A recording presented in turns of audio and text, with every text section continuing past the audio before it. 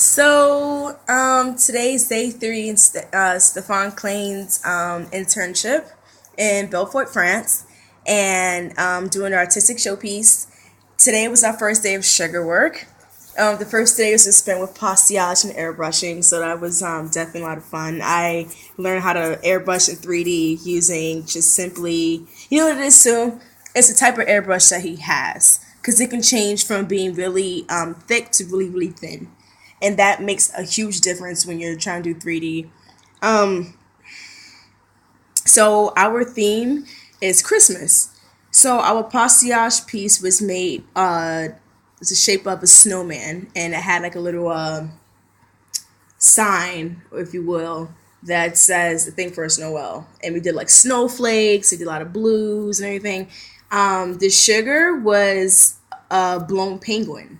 So we blew the body, and then we blew the head, and we spent 6 hours today. I think 7, just doing the head alone. Which, the head has the most detail that everyone looks at.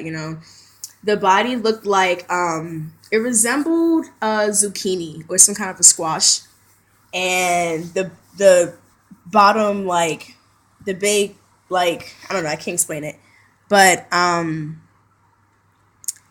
that was a body. We put the white on it. That was made from isomalt and not just a regular sugar, which is easier to work with at a lower temperature and is you're least likely to burn your hands. I mean, you can still burn your hands with isomalt, but it's a less chance of you burning yourself with isomalt. But we did that. The eyes were made out of sugar, and we dipped it in isomalt to give that, like, how a teddy bear looks like. You see the color of the eyes, but it's like a layer of like clear. That's what isomalt gives. It just seals it, makes it like a beautiful like human eye. It's amazing. Anyway, let's see here. So we blew the body today, and what else did we do? We All I know is we're supposed to get out at like 7, 8 o'clock at night, and we end up getting out at like 9, 10 o'clock every day. So I don't know what that's about.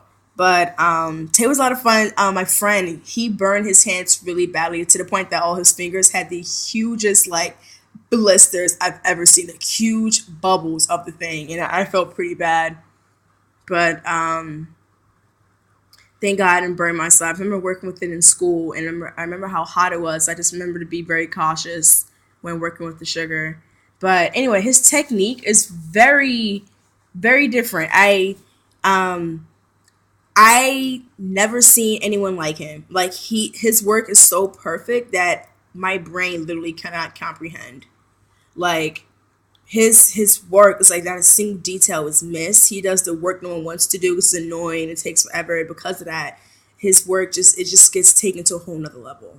And I can't even begin to understand how his brain works and how he actually executes what he sees in his head. And I think what he has is beyond talent. I mean, that right there, God took an extra day making him. But one of the main things I like besides the class is his family. They support the hell out of each other. Like, I've noticed that in France too, just in general. Like, everyone helps each other out. They're all the family. They're all supportive. Like, in America, everyone just support themselves. No one wants to help anyone. You know, but his mother and his wife cook our lunch for us every day and make our breakfast. And our breakfast is a croissant and pain au chocolat. And dinner, lunch just varies. Today we had delicious. We had chicken with like this cheese potato kind of thing, and we had they love tomatoes. They just put like stuff. They stuff the tomatoes with like some herbs and like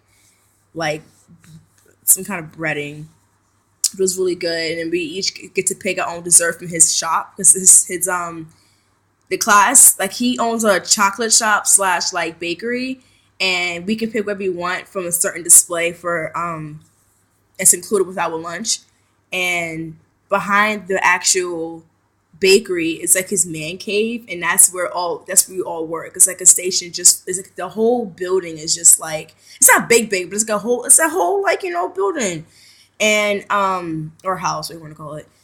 You go on the inside, it's these huge long tables where everyone has their own station, plenty of space, and there's like 4 or 5 sinks, and it's about 10 to 12 of us in the class, and you're only sharing a sink with like 1 or 2 people. It's like you have plenty of space. You get your own airbrush, you get your own like it's set up really well, and a lot of the things that we learned that I think people think are difficult is only because you don't have the proper tools to make these kind of things. Like what I'm learning right now, I can't go back home and make that because I don't have the tools. I don't have the space. I don't have the money for that.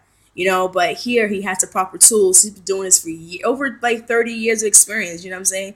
So he has the proper tools. He knows what he needs and how to use it. Me, I can't top 30 years of experience in 6 days. Like that's just a little overzealous. But I just think he's awesome. But anyway, I will get back to you guys later on how my next day is. Tomorrow, he said we're going to work on flowers. This video is day 3 and 4. I'm just putting it all in. Today we also did.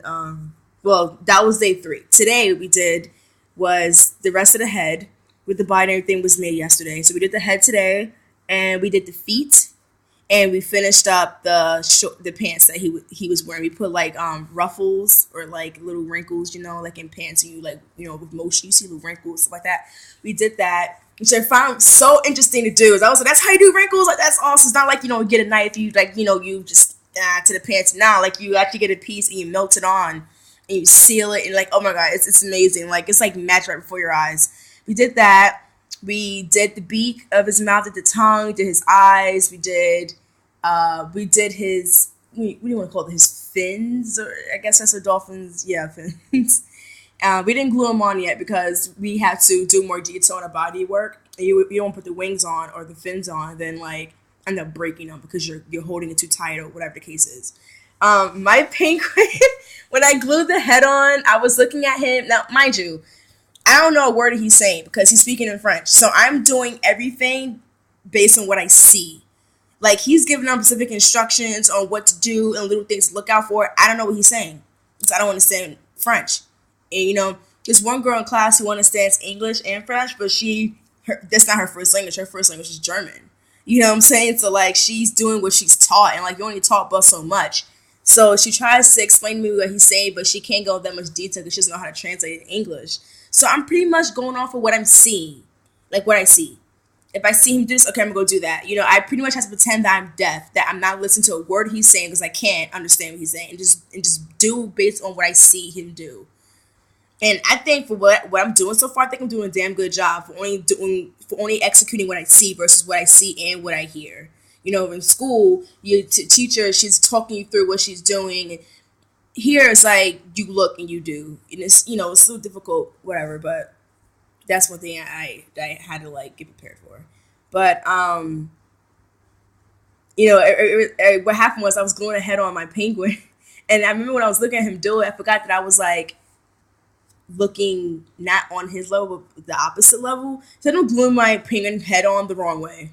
Like his head is like this. It should be like this. Like he's like surfing on like this box we made out of pastillage, or I think he's surfing. I don't know what you want to call it. But anyway. And instead of him being like this, my bird's like this. And I'm like, oh my God, this is like so bad.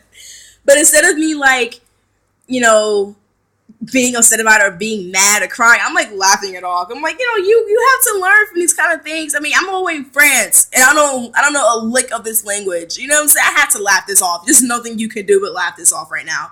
So, I can't believe I glued this penguin's head on wrong. And I asked him what I'm saying. I was like, can I fix this? Is there a way you can fix it? He was like, no. I was like, damn. But, yeah, it's very interesting. Some of these people in class have more experience than I've been born. Okay? Some of these people have their own pastry shops, have their own businesses. People in this class have the experience. I'm like fresh out of culinary school. People give me these looks like, what's she doing here? She's serious, whatever.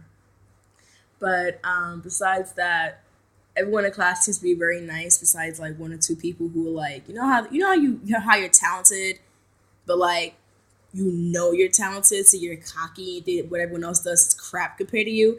That's what those two are. They look at you like, oh, look at her work. Well, mine's way better. Ew, you like 40 years old? What's wrong with you? Get your act together, please. I ain't got time for that. But Sonia and Kim, they speak the most English in class. Kim, her first language is Dutch because she's from Holland, and she learned English and she knows a little bit of French. So she's as lost as I am sometimes in class, but she can catch on way more than I can. But anyway, so tomorrow we do flowers, and I think we glue on the penguins, fins, flappers. And I'm sorry, I feel really dumb right now. It's like 11 o'clock at night over here, and I got up at like 7. Anyway, these 14-hour days, man, ridiculous. So we do flowers tomorrow. Anyway, tomorrow's day 5, and after that is one more day. It's day 6, man. It's crazy. All right, well, I'll keep you guys in touch with what I do. Adios.